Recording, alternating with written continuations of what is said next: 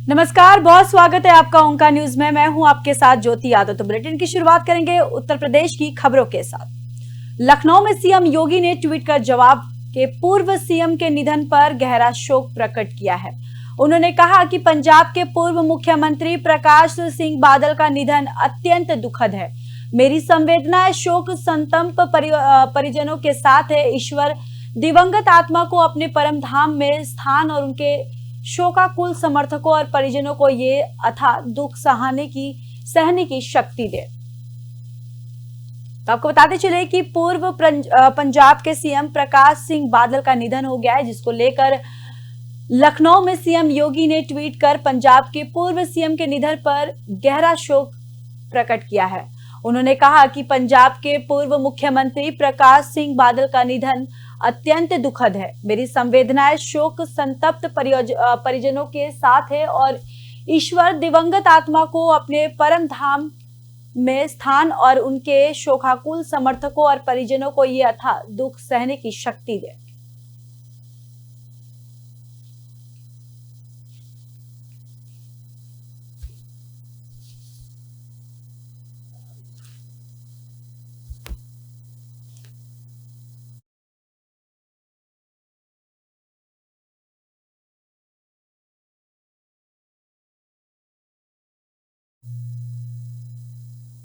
तो वहीं सपा अध्यक्ष अखिलेश यादव ने ट्वीट कर कहा कि पूर्व सीएम प्रकाश सिंह बादल का निधन दुखद।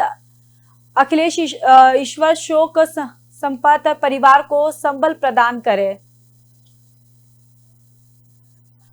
तो आपको बताते चले कि पूर्व मुख्यमंत्री प्रकाश सिंह बादल के निधन पर अखिलेश यादव ने भी ट्वीट कर कहा कि प्रकाश सिंह बादल के निधन पर उन्होंने दुख जताया है और साथ ही साथ परिवार को संबल प्रदान करे। अखिलेश ने ये कहा है। सपा अध्यक्ष अखिलेश यादव ने ट्वीट कर कहा कि पूर्व सीएम प्रकाश सिंह बादल का निधन दुखद। अखिलेश यादव ईश्वर शोक संतप्त परिवार को संबल प्रदान करे।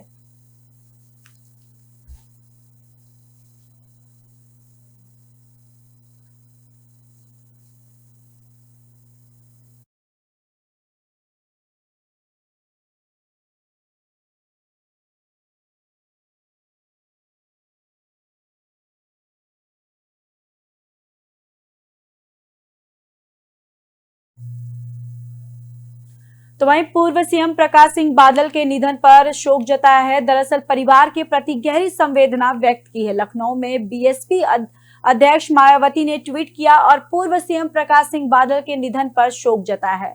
शिरोमणि अकाली दल के संरक्षक और पंजाब के कई बार मुख्यमंत्री रहे प्रकाश सिंह बादल लंबे समय से बीमार चल रहे थे। काफी लंबा सम्मानित राजनीतिक सफर तय करने वाले शिरोमणि अकाली दल के संरक्षक और पंजाब के पूर्व मुख्यमंत्री प्रकाश सिंह बादल के निधन हो जाने की खबर अति दुखद है। उनके परिवार और समस्त अनुयायियों के प्रति मेरी गहरी संवेदना है। तो आपको बताते चले कि पूर्व मुख्यमंत्री प्रकाश सिंह बादल के निधन पर सभी ने दुख प्रकट किया है। इसको लेकर आपको बताते चले कि बीएसपी नेता ने भी ट्वीट कर कहा कि पूर्व सीएम प्रकाश सिंह बादल के निधन पर उन्होंने भी शोक जताया और साथ ही साथ शिरोमणि अकाली दल के संरक्षक और पंजाब के कई बार मुख्यमंत्री रहे प्रकाश सिंह बादल लंबे समय से बीमार चल रहे थे और काफी लंबा सम्मानित राजनीतिक सफर तय करने वाले शिरोमणि अकाली दल के संरक्षक और पंजाब के पूर्व मुख्यमंत्री प्रकाश सिंह बादल के निधन हो जाने की खबर अति दुखद है। उनके परिवार और समस्त अनुयायियों के प्रति मेरी गहरी संवेदना है।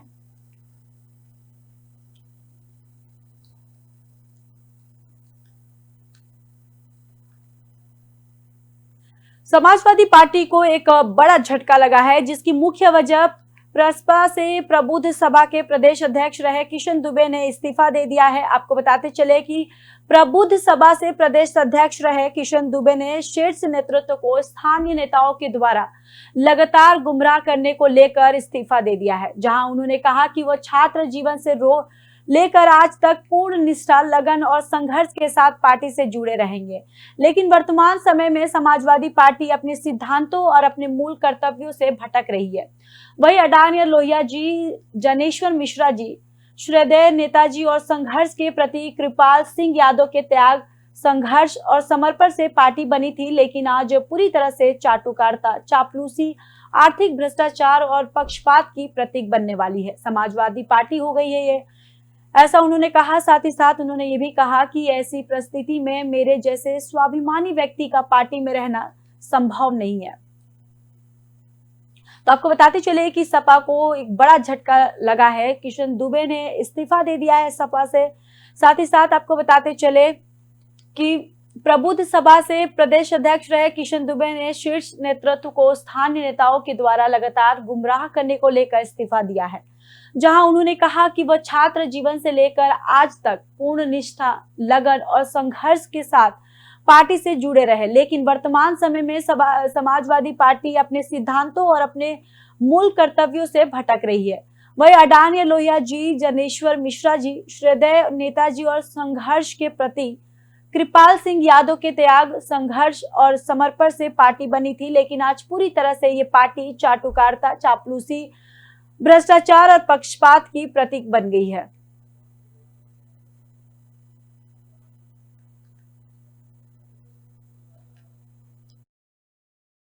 देखिए, मेरी पार्टी छोड़ने का जो मूल आधार है, जिसकी वजह से मुझ जैसे संवेदनशील व्यक्ति को दिल पे चोट पहुंची है, एक आम हिंदुस्तानी को चोट पहुंची है, उसका मूल आधार आपने बहुत अच्छा प्रश्न किया है।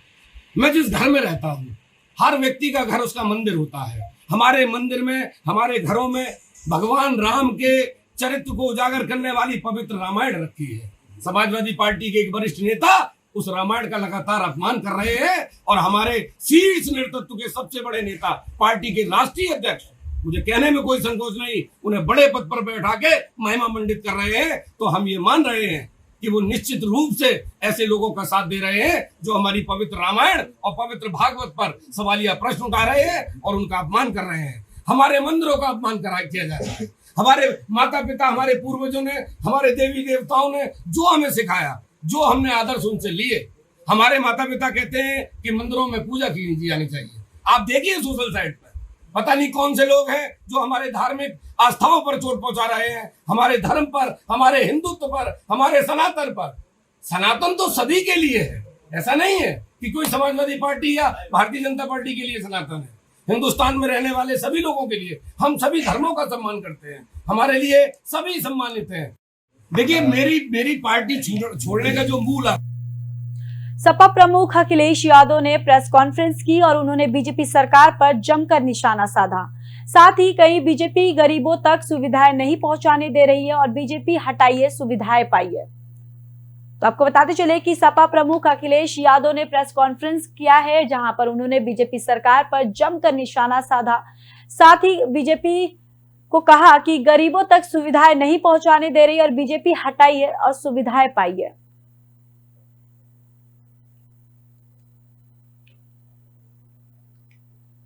कहीं ना पड़े, अनाज महंगा। अभी उत्तर प्रदेश में गेहूं खरीदा गया, पूरा का पूरा प्राइवेट कंपनियों ने खरीद लिया। जब आप शहर के लोग आटा खरीदने जाएंगे तो सोचिए, किसान को तो मुनाफा नहीं मिला। जिसने गेहूं खरीदा और जिसका पैक होकर के आटा आएगा, असली मुनाफा उसके हाथ में जा रहा है। इन सवालों पर जनता ध्यान न दे, इन सवालों पर जनता चर्चा न करे, इसीलिए उनके भाषण दूसरी दिशा में हो रहे हैं। हमारी कोशिश होगी कि जो शहर की सुविधाएं हैं, हमारे कस्बे शहर जो बर्बाद हो रहे हैं, उस तरफ ध्यान देना है। जिम्मेदारी किसकी? तो वहीं संभल के हयात नगर थाने में मंगलवार को गैंगस्टर के आरोपी ने आत्मसमर्पण किया है। आरोपी थके कदमों से घबराहट से थाने पहुंचा और थाने के पुलिसकर्मी भी गैंगस्टर के आरोपी को देखकर दंग रह गए।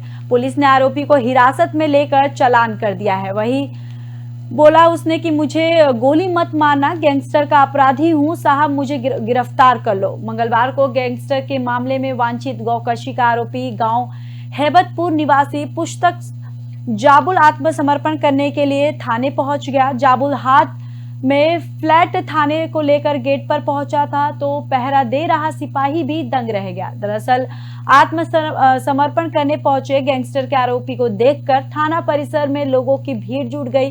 पुलिस कर्मियों ने गैंगस्टर के आरोपी को हिरासत में ले लिया। वहीं थानाध्यक्ष कर्म सिंह पाल ने बताया कि गैंगस्टर के आरोपी पशु तस्कर ने मंगलवार को थाने आकर आत्मसमर्पण किया है और आवश्यक कार्रवाई करते हुए आरोपी का चालान कर दिया गया है।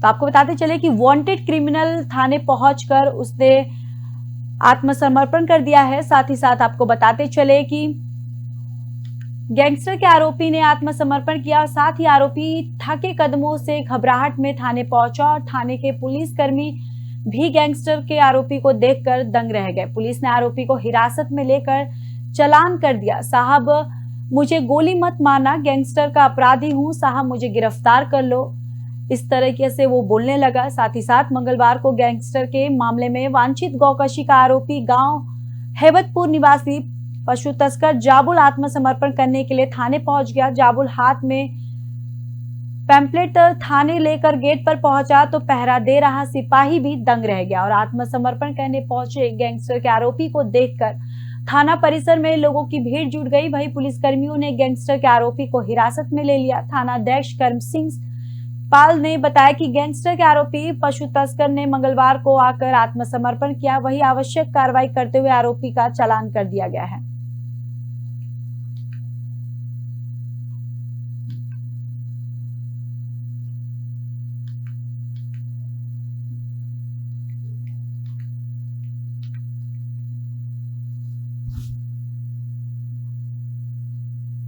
मुरादाबाद में एक पेंट के गोदाम में भीषण आग लग गई। अचानक लगी आग ने भयानक रूप ले लिया है। वही बताते चले कि Messrs Guru Nanak paint India private limited में अचानक आग लगी। आग लगने से पूरा सामान जलकर राख हो गया।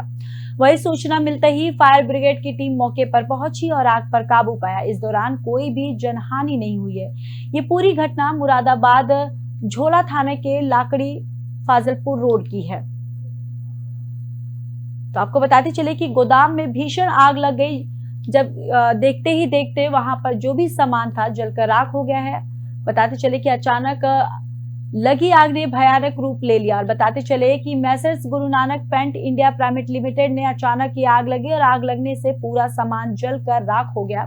वही सूचना मिलते ही फायर ब्रिगेड की टीम मौके पर पहुंची, आग पर काबू पाया। इस दौरान कोई भी जनहानि नहीं हुई है। ये पूरी घटना मुरादाबाद झोला थाना के लाकड़ी फाजलपुर रोड की है।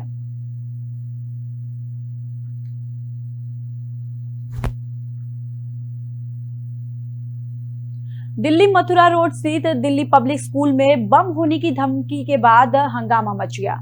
बम की धमकी ईमेल के जरिए भेजी गई थी, जिसके बाद मौके पर दिल्ली फायर सर्विस पहुंच गई और स्कूल को खाली कराया गया। इससे पहले 12 अप्रैल को दिल्ली में ही एक स्कूल में बम की धमकी मिली थी। ये धमकी भी ईमेल के जरिए ही भेजी गई थी। डिफेंस कॉलोनी थाना क्षेत्र के इंडियन स्कूल में धमकी भरे ईमेल के बाद हंगामा मच गया था और आनन फानन में पूरे स्कूल को खाली करा दिया गया। वहीं बम निरोधक दस्ते की टीम भी मौके पर पहुंच गई थी और बम की जांच में जुट गई थी। और बताते चले कि दिल्ली पुलिस ने यह भी बताया था कि इस धमकी का मेल 10:49 पर मिला था। पुलिस के मुताबिक यह किसी की शरारत लगी है। बच्चे सुरक्षित है और अब तक सभी के बीच पैनिक की स्थिति नहीं है। स्कूल ने करीब 8:10 पर 100 नंबर पर कॉल कर घटना की जानकारी दी। वहीं इससे पहले कुछ दिन पहले ही साउथ दिल्ली के एक स्कूल में भी बम होने की धमकी भरा ईमेल आया हुआ था। तो आपको बताते चले कि डीएसपी को ईमेल के जरिए स्कूल को बम से उड़ाने की धमकी दी गई है। और इसके साथ ही आपको बताते चले कि मौके पर दिल्ली फायर सर्विस पहुंच गई और स्कूल को खाली कराया जा रहा है। इससे पहले 12 अप्रैल को दिल्ली में ही एक स्कूल में बम की धमकी मिली थी और ये धमकी भी ईमेल के जरिए ही भेजी गई थी। डिफेंस कॉलोनी थाना क्षेत्र के इंडियन स्कूल में धमकी भरे ईमेल के बाद हंगामा मच गया और आनन फानन में पूरे स्कूल को खाली करा दिया गया। वही बम निरोधक दस्ते की टीम भी मौके पर पहुंच गई थी और बम की जांच में जुट गई। दिल्ली पुलिस ने बताया कि इस धमकी का मेल 10:49 पर मिला था। पुलिस के मुताबिक यह किसी की शरारत लग रही है।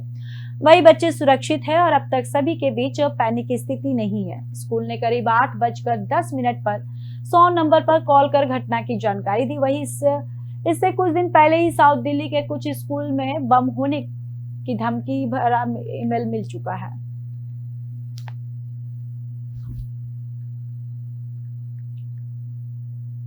फिलहाल इस बुलेटिन में इतना ही। बाकी देश और दुनिया की खबरों के लिए देखते रहिए ओंकार न्यूज।